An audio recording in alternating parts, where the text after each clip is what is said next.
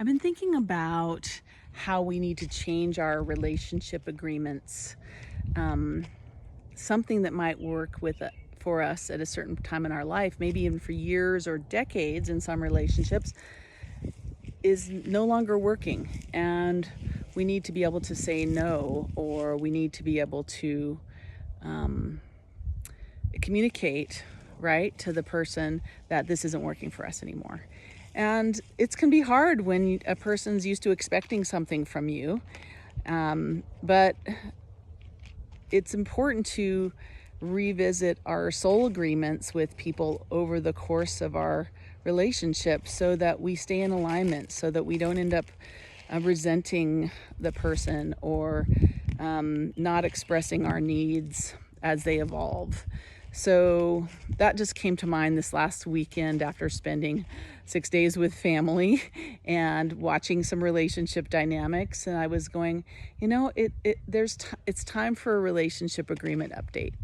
And it can be difficult to have those conversations, to say no when you've said yes for decades. But it's really important, and it's really important to take care of yourself in your relationship as you evolve. So what I like to do, beyond the actual literal communication with a person, if something is changing in our relationship, it doesn't have to be this heavy, we need to talk kind of thing, which always freaks people out. It can just be in the midst of what's happening, saying, hey, I can't do this anymore. It's too much for me, and I'm exhausted, or it's compromising my health, or I'd like to rebalance how we're sharing our workload together, or how can we get someone else's help to make this happen in a way that's less stressful on both of us. In the midst of what's happening, it works better than saying, we need to talk, right?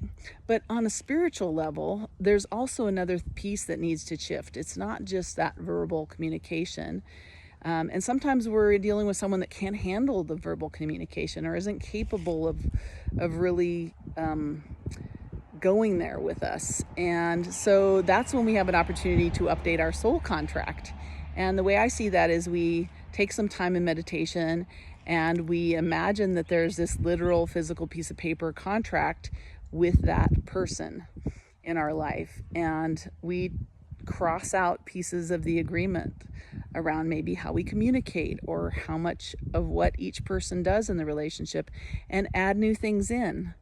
And it can be specific if there's something specific happening, or it can be more general, like, I want direct communication in this relationship rather than assumptions and this assumption that you'll figure it out without them actually telling you what they need or want or what's happening with them. And so I always include direct communication when I'm updating a soul contract. It's just so important. I also like to add some ease and grace into the agreement, and then sign it, and in your imagination, send it to the person's soul record keeper, their Akashic record keeper, for that soul record keeper to update into present time with the request, can you update this into present time in this person's soul records? And also request of your own soul record keeper, who I see as like the Akashic record keeper, is like the librarian of your soul's memories.